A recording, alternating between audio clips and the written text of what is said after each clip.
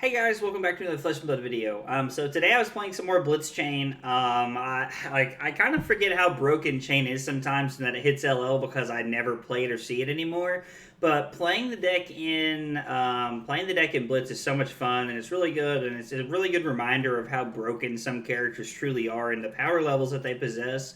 So getting card advantage out of your banish zone is just so valuable, and it's I don't know, the deck's just great. Like having built-in go again, like Runeblades are just really good, and that's why everybody makes a joke about flesh and Runeblades. But Chane is really good, and I've enjoyed playing it. But yeah, thanks for stopping by, guys. I hope you enjoy the video. Because that's what our record is. Against Icelander, we're gonna go first for sure. We want Crown, we want Tunic, we want Quillhand, and we want Boots, so that we have AB3.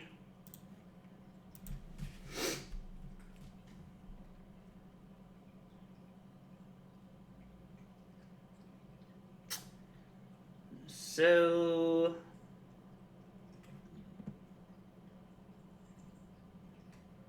I kind of like arsenaling the Captain's Call here. We go Shadow of Ursur, banishing Unhallowed Rites. I mean, I can have a pretty aggressive turn and not really have an arsenal here. I guess I could arsenal the... because I need to be able to... Yeah, I have to play a non-attack action to be able to do that.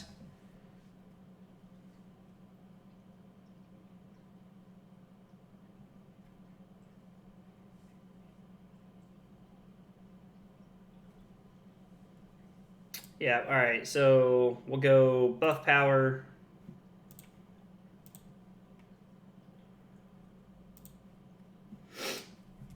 We'll banish Unhallowed Rites. We got 4 go again right here.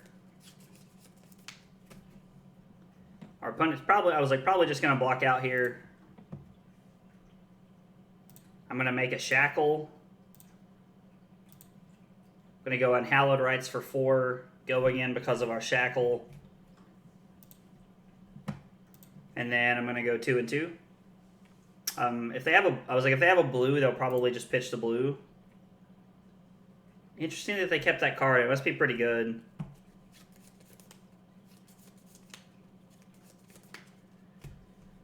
Seven. So we have a shackle coming, and then I get to Shadow Puppetry, Soul Reaping, banish the Bounding Demigon. I get to shackle into Bounding Demigon into Rosetta Thorn. Yeah, I think we're going to take 7 here. It's probably not the right decision, but it's what I want to do.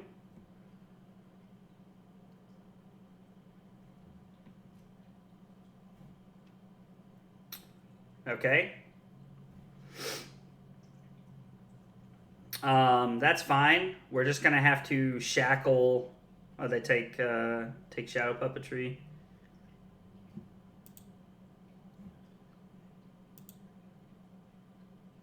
Oh, they put Shadow Puppetry on top of our deck. Whenever you...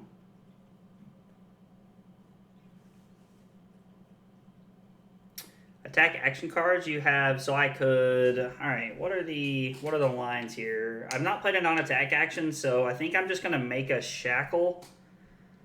Banish, Sting of Sorcery. And then pitch this to Thorn. I think is the correct play here. I think that's our best line.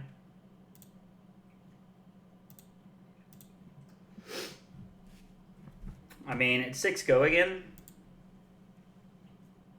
Jeez.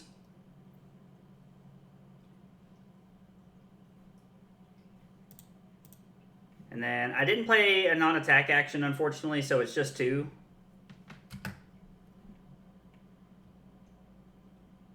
Our opponent must like their hand.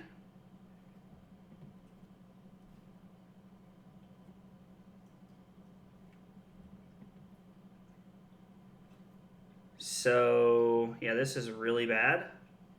I get the Nimblism, Ghostly Visit. Nimblism, Ghostly Visit by activating Tunic.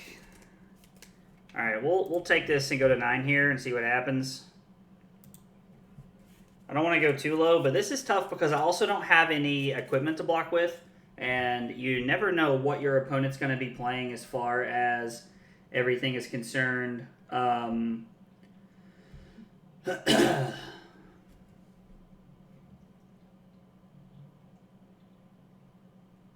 Yeah, I mean, not having anything is just bad. Yeah, this is tough.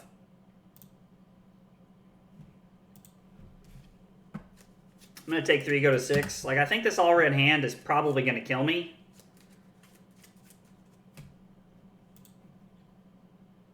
And if they try to give us a Frostbite or something here, I am just going to go ahead and activate Tunic.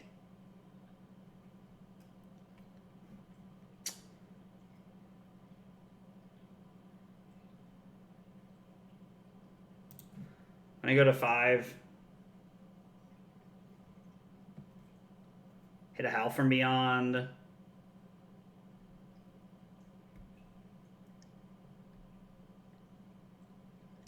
Last Soul Shackles of Vexing Malice.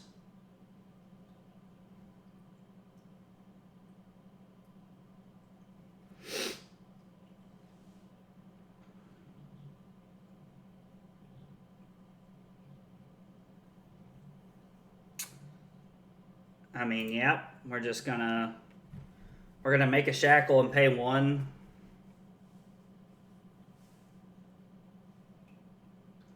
And then I'm gonna Ghostly Visit for 4 with Go again. Like, and I have nothing else I can do after this, and then I'm gonna go to 4.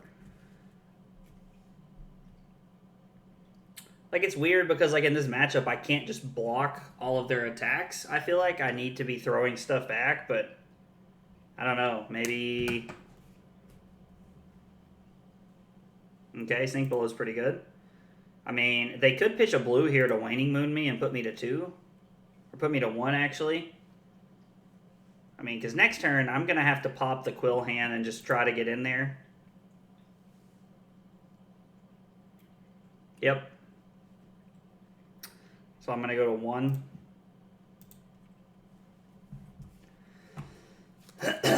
And, of course, I hit 0.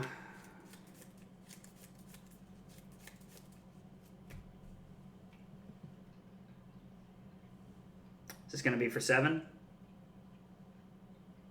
No, it's for draw card.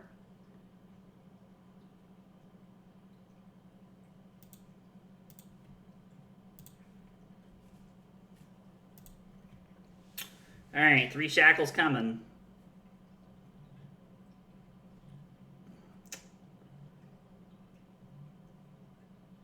If they have a way to deal any more than 1 AB from their arsenal, then I'm in bad shape here.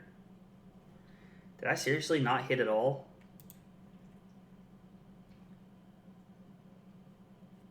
Jeez, that's tough. So I play Howl from Beyond Unhallowed Rites, and then I have nothing.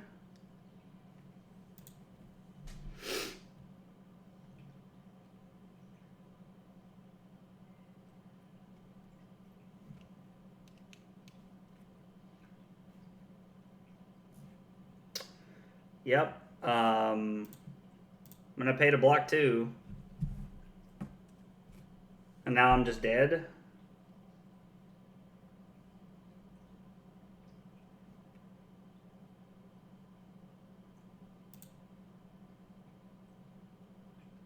I can't even do that? Yeah, okay. I'm just going to pass because we're dead and there's nothing I can do about it. Oh well. So game 1 we draw Icelander and I lost. And it was, 7-1. It wasn't exactly a close game. I don't think that that's a bad matchup, honestly. Maybe I'm wrong. Maybe there are more experienced Chane or Icelander players in the format that know better. But I don't feel like that's a bad matchup for Chane. I just feel like my my lack of experience with the deck overall and my lack of experience playing against Icelander not in draft just kind of did me in there and put me in a bad position. I've not played a ton of constructed games against Icelander, which is one of the things I'm working on for 2023 because Icelander is a very good deck in both formats and will be in a very good place. So I just think my lack of experience and my lack of understanding of the matchup just kind of did me in there. I'm gonna go first. High good luck opponent. Yeah, I mean,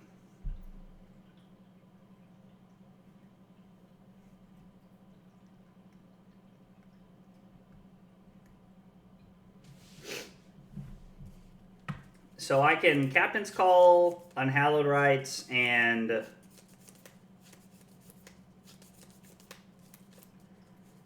Revel. I don't know. That doesn't feel great. So I'm gonna Shackle.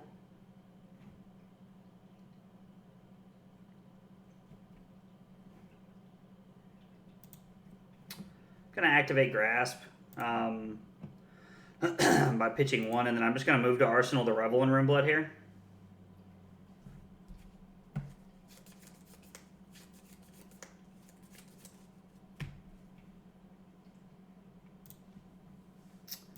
Yeah, I'm just gonna attack Parable here and just let your turn be negated. So it's kind of funny because if my opponent that I'm playing against just came from playing Magic or something, I understand where their confusion's at because it's hard.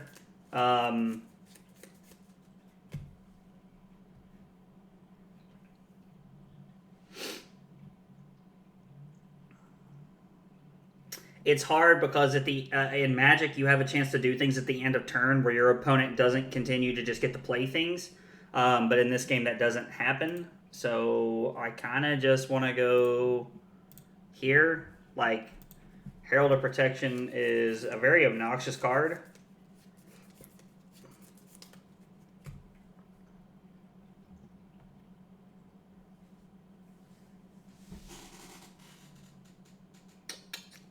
With cost 1 or less. Okay, so let's go Shadow. Banishing Bounty Demigon. And then I need 1, 2, 3 resources. So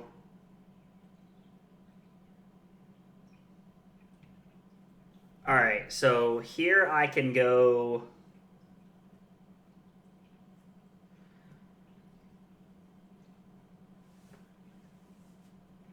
I can go Unhallowed Rites for 1, activate Spellbound Creepers, play Captain's Call, naming +2. Then I can Shackle Bounty Demigon for 6, and then I get to Rosetta Thorn. Yeah, okay. Yeah, because I need... I was like, my opponent doesn't understand how this works. Yeah, so... Yeah, blocking with Footsteps here is actually a very good move by my opponent very early on. So now I'm going to go Unhallowed Rites.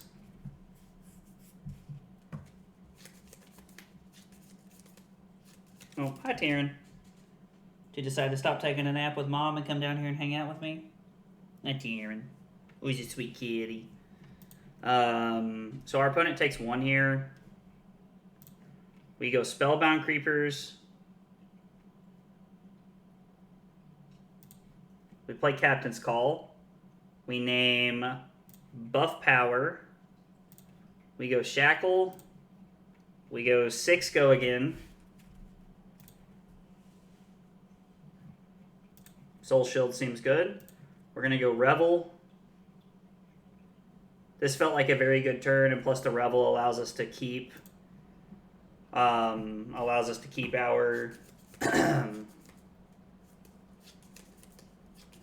allows us to keep our Spellbound Creepers around. Meow. What you doing, sweet kitty? So our opponent takes 1 here and goes to 10. And they have 2 cards left in hand. And that was a pretty good turn for us. Okay. All they did was play Haze Bending and pass. 2 Shackles inbound. I hit Plunder Run Nimblism, and I took 1 last turn from the Carrion Husk. So I get to go Nimblism, Ghostly Visit. I get to go Nimblism, Shackle, Ghostly Visit, Rosetta Thorn, Arsenal, the Howl from Beyond. That doesn't seem bad, and our opponent disconnected. I mean, like, part of me wants to not kill the Rosetta Thorn, or not kill the Haze Bending because of how short the games are here, but at the same time, I don't know. Our opponent's obviously not trying to fatigue us, which I feel like is actually very doable in this format, because it was doable in... it was very doable in CC, so I think it's definitely doable here.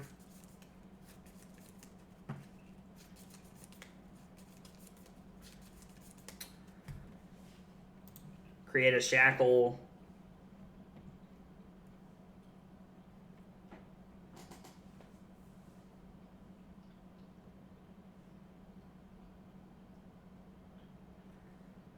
I get to Ghostly for 7. We're attacking our opponent here. 7 go again because of our Shackle.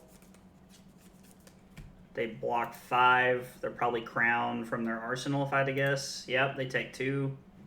And then I'm just going to attack them. I'm going to leave the Haze Bending alone and see what happens. I don't know if it's a good decision or a bad decision, but... So the fact that they have no AB, so... We get to keep our Spellbound Creepers. We're going to Arsenal our Howl from Beyond, and hopefully some of our Shackles hit a little bit here. It's like, it'd be awesome to draw our Command and Conquer as a bust here, but I think I'm also trying to live the dream.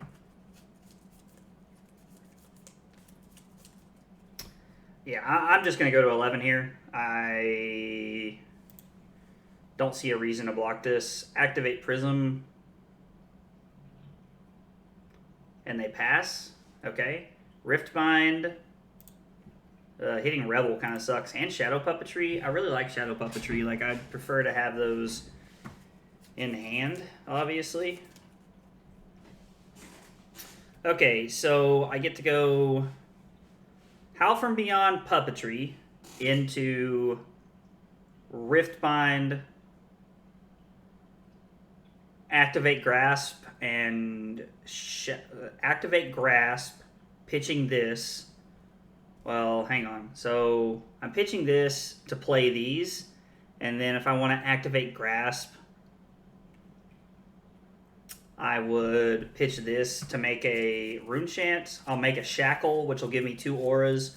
I'll get to come in for 4 go again, and then I'll get the Rosetta Thorn. That doesn't seem bad. Because the Riftbind doesn't need the Shackle because of Shadow Puppetry. So this feels really good. Get the lead on Howl from Beyond, which is essentially +4 because of the Riftbind. This is going to be a big hit here.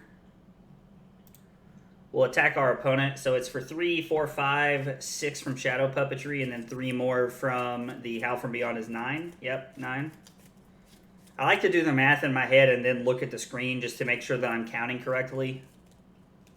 This does come with an on-hit effect here also. They probably have a Soul Shield. They're just blocking 3.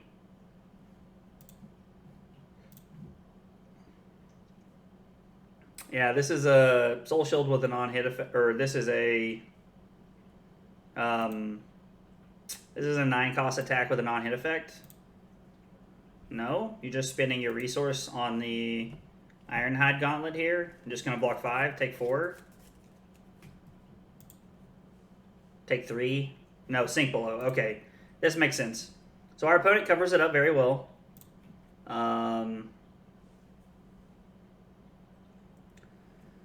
So making a Shackle here for Swarming Gloomveil is not necessary because we're also going to make a Rune Chant.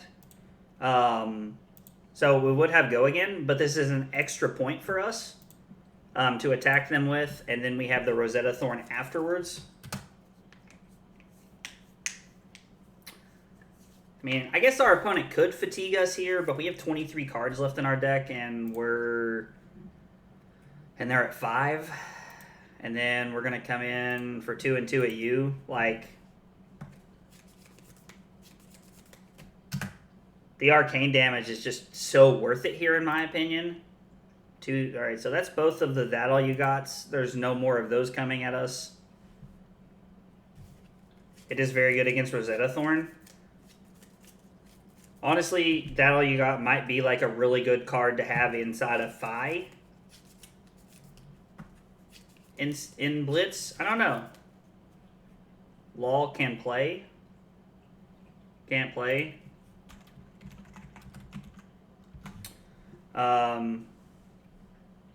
Game 2, we draw Prism, and honestly, it was just kind of a clinic. You know, Prism used to, when Prism would play against Chane and CC, it always tried to fatigue it. That was always the game plan, and that's coming from every good Prism player that I knew. My opponent did not try to fatigue me, and I was able to just push through a lot of damage on like one of the first couple turns of the game, and then I was able to get ahead and take damage when they came in, and then just keep playing in pressure and just win the game by like slowly whittling them down. You know, I had a Riftbind for 9 one turn. Like, it's hard for decks to keep up when Chane's doing broken stuff like that. And so, Chane being powerful, we win game 2. No matchup's going to go. But I don't feel good about it. Nullroom Boots, Quill Hand, Tunic, and Crown. All seem good.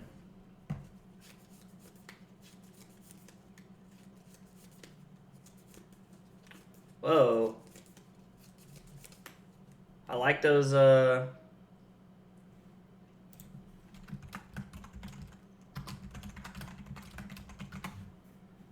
like what my opponent's doing here with the card backs.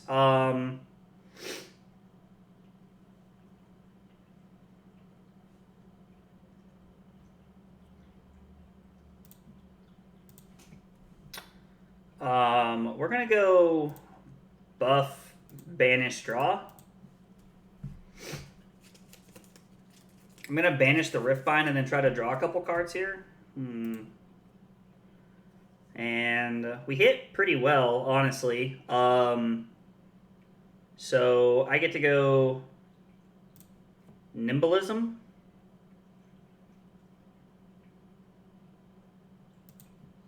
Shackle. Riftbind. For a pretty hefty amount here. Now, I still have 2 to pitch if I need to the Kano effect here. What is this? Sap. Deal 1 arcane damage to target hero. Surge. If it deals more than 1 arcane damage to a hero, you may remove an energy counter from a permanent you control. I'm just going to take the 1 here. Now our opponent's going to pitch another blue to activate Kano again.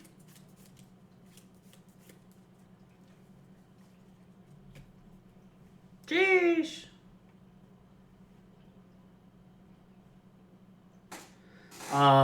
So let's see.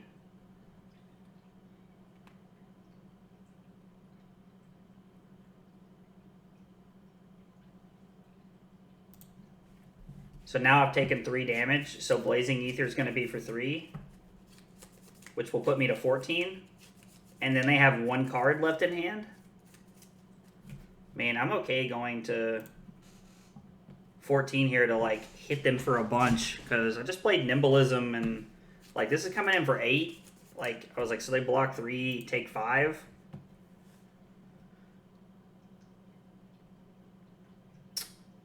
So if I break Vexing Quill Hand here, that puts them to 8, and then 4 puts them to 4, and then Plunder Run Rosetta Thorn kills them. May not kill them, but it takes away their Tunic. And then I still have AB2. Yeah, I mean, I'm taking the chance to kill them here.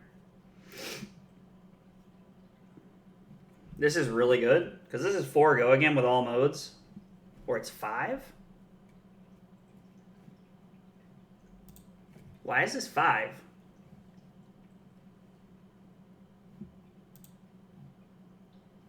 Oh, Art of War. I wasn't even considering Art of War, to be honest. And then this puts them to 1. And even if they block with Tunic, they're still dead. Game 3, Kano. Kano and Blitz is super scary because 20 life is honestly not a ton, and Kano can just kill you in like 1 turn.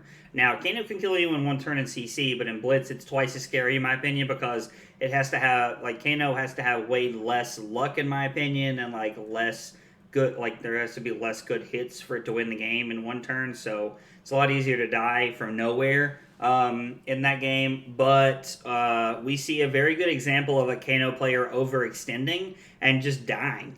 Like, we just killed them on turn 1. They overextended and we just ran them over. Like, maybe not turn 1, it might have been turn 2, I can't remember, but we just killed them insanely quickly. Like, all in 1 turn they just died. It was wild. The game was like 3 minutes long. I took a picture of it because I thought it was so funny. So Kano overextends and we're 2-1.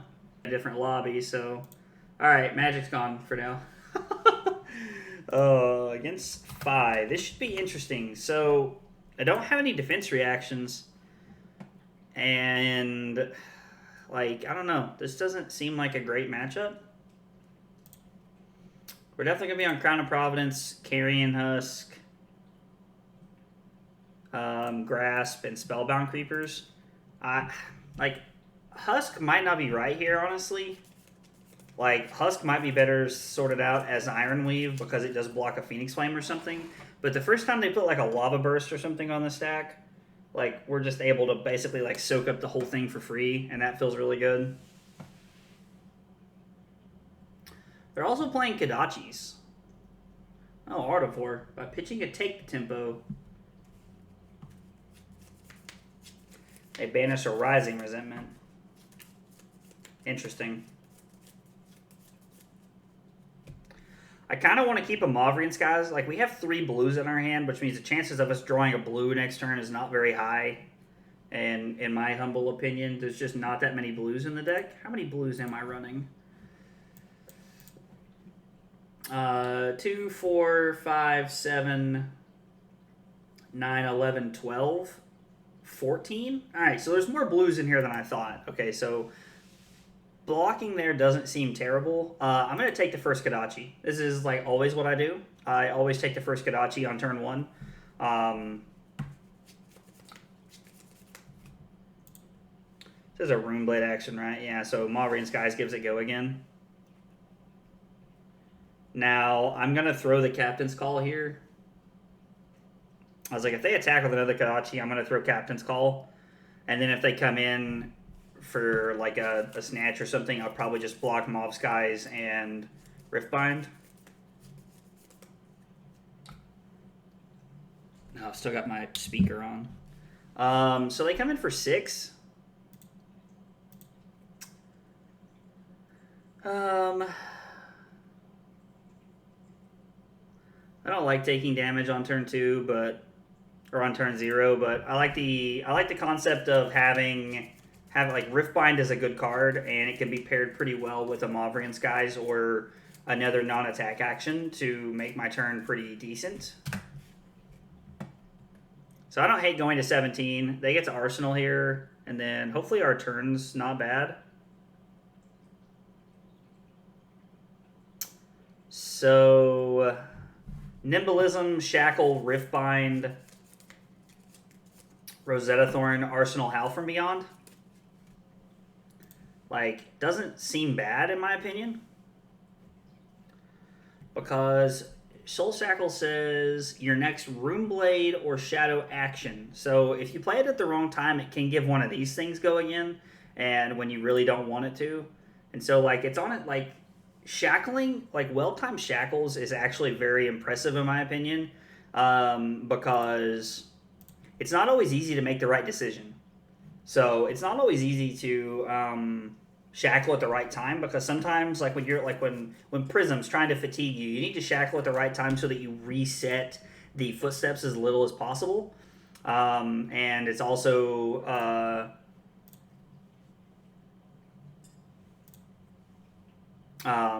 Yeah, like just things like that. So you don't hit the wrong thing off of your shackles and give the wrong thing go again. So I don't know. It's just it's a balancing act that's tough to play around. So they're gonna Kadachi for 1, so we can. This is actually a pretty weird hand. We could Soul Reaping. I'm gonna take the first Kadachi regardless here. And here's a good example of why I like going second. I might have started the game at 17, but they took our entire second turn and went to 10, and that feels pretty good. Okay, so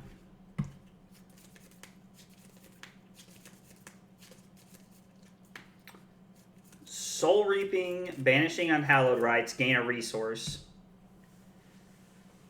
Pitch Captain's Call to play Howl from Beyond, and then play Unhallowed Rites.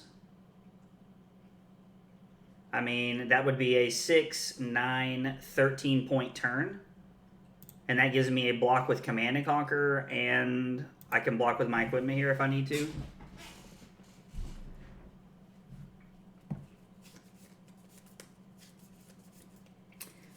I was like, if my opponent attacks with something for 3, I'm going to block with Command and Conquer. You know, honestly, what might not be a bad idea is to put the Howl, like, Crown Howl from Beyond to the bottom.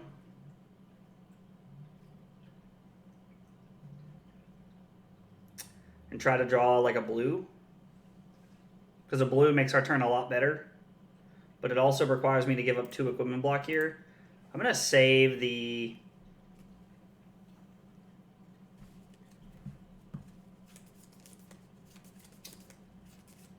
I'm going to save the Crown for another turn, I think. I'm just going to try and use my Husk here. Like, we're going to 14, so I'm going to have to block whatever they do. I'm hoping that they put something on the stack here that is pretty good. Like, that has a pretty good chunk of value. They play even bigger than that. What was that, Taryn?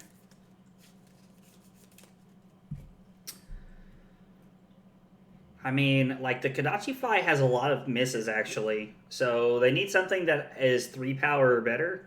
Okay, so they go top, top, bottom? Or no, I'm sorry. Bottom. Oh, they go bottom, bottom, bottom?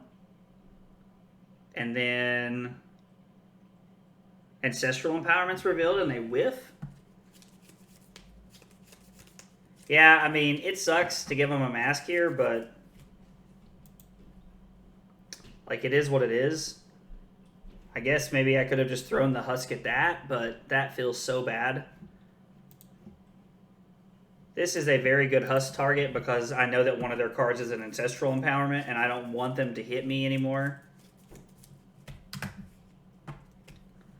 Yeah, like, we just covered up their 5 cost. Like they just played a 0 for 5, and we covered it up with Husk. Like, carrying Husk is so good.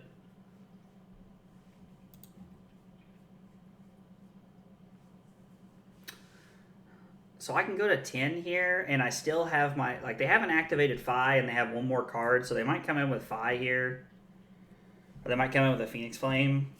Because I go Soul Reaping off of a Shackle. Like, so I go Shackle, Soul Reaping, Unhallowed Rites.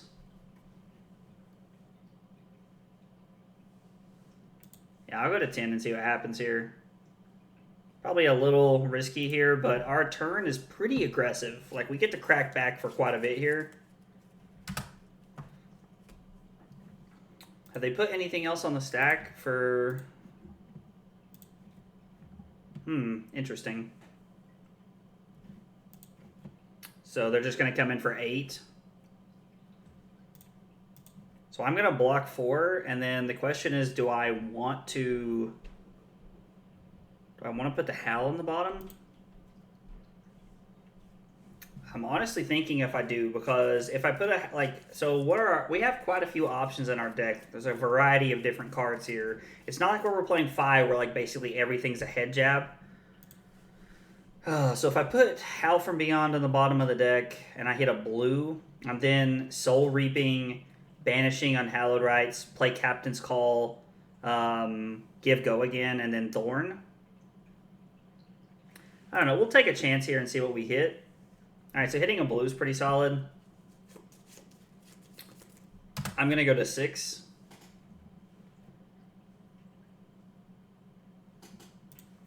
One shackle coming. Let's just not hit a blood deck card this turn. That would be nice. Hey, Captain's Call is fine. So I'm going to shackle. We're going to go Soul Reaping, banishing Unhallowed Rites.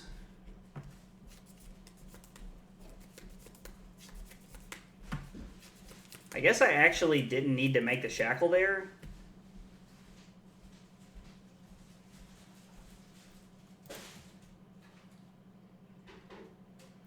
Yeah, so I just missed out on a good Spellbound Creepers opportunity here. But it's not the end of the world. So I get to pick Go Again here. Play Captain's Call, pick Go Again. We get to come in with Unhallowed Rites.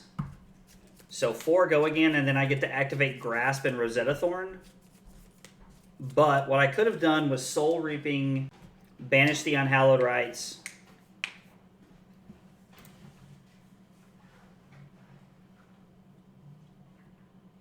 So hang on, I'm gonna finish playing through this turn before I talk about what it could have been. Okay, so now we put everything on the stack. So I go Soul Reaping, banish Unhallowed Rites. I have a resource floating. I attack for 6. It does not have Go Again. I then activate Spellbound Creepers with the Shrill of Skullform that I have.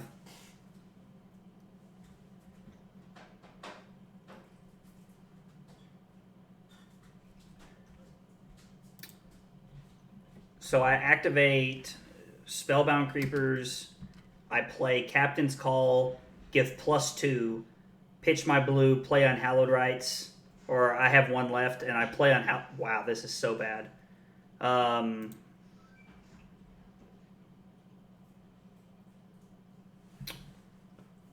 This is really bad. Yeah, so then I play Unhallowed Rites, and it has... I make a shackle, play Unhallowed Rites. It's for 6 with Go Again, and then I get to Thorn, so it's actually 1 more point than the line that I took, which would have either been enough to get an extra card out of their hand, or I would have gotten Mask right there. So the Kodachi I will take. I think I'm going to have to... Art of War, pitch Art of War. Like, this is not good at all. So I'm going to have to pitch Art of War to play Art of War. I'm going to block with the Spellbound Creepers.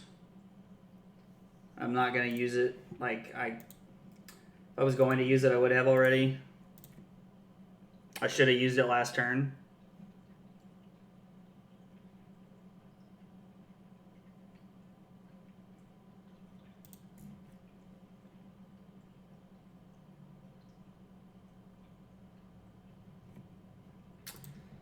So actually, I just need to be able to keep... Like, I just need to not die here, because I can activate...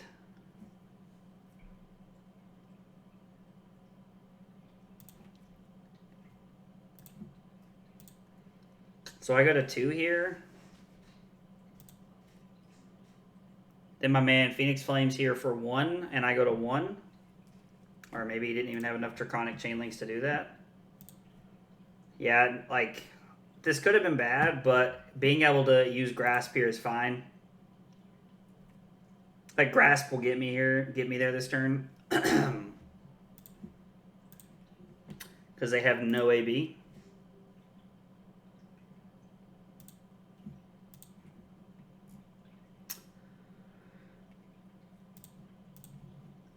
And then the Rune Chant kills you here. So our 4th and final game of the night, we end up drawing Fi. Honestly, I was a little worried about this because Fi puts on a ton of pressure and is able to just push through so much damage so quickly. And Chane needs a few turns to set up, you know. Chane needs 2 or 3 turns to really be able to, like, turn the jets on and, you know, and go ham. But we were able to put on a lot of pressure, and we got in a good position, and then we put our opponent to 1. They did not have AB, and then they died. I'm not going to say it's wrong for our opponent to not have AB there, because I don't think Tide Flippers does what you want it to do. You want to Snapdragons a Snatch there, and you can't do that with Tide Flippers, so it's a weird argument, but understandable what our opponent did. Now it ended up working out for us. Now that being said, I don't know that it would have won our opponent the game. I'm not sure, but either way. All right, so I mean, Chane continues to be powerful and fun, and I'm enjoying the deck, and it's just really good. And I think people don't know how to play against it. I think there's a lot of people that got into the game right when I did, and they didn't really have a ton of time to learn Chane, or there are people that have gotten into the game after I did, and Chane was LL'd, and so it's like you never really got to play it or play against it, and if you did, you didn't have very much time. And so it's fun, and I think on a lower level of tournaments like ProQuest, RTNs, things like that, you will be able. There might be a round or two at Blitz tournaments where you get kind of a freebie because your opponent doesn't really know what's going on or understand how to stop it. But overall, the deck still feels broken. I really enjoy it. I would still like to see somebody who is better than me pilot the deck because Chane is very complicated and has a lot of weird interactions and a lot of different scenarios to do well with. But that was the video, guys. Thanks for stopping by. I hope you enjoyed it. If there's any questions or comments, leave them in the comment section below. If not, I'll see you next time. Take it easy, guys.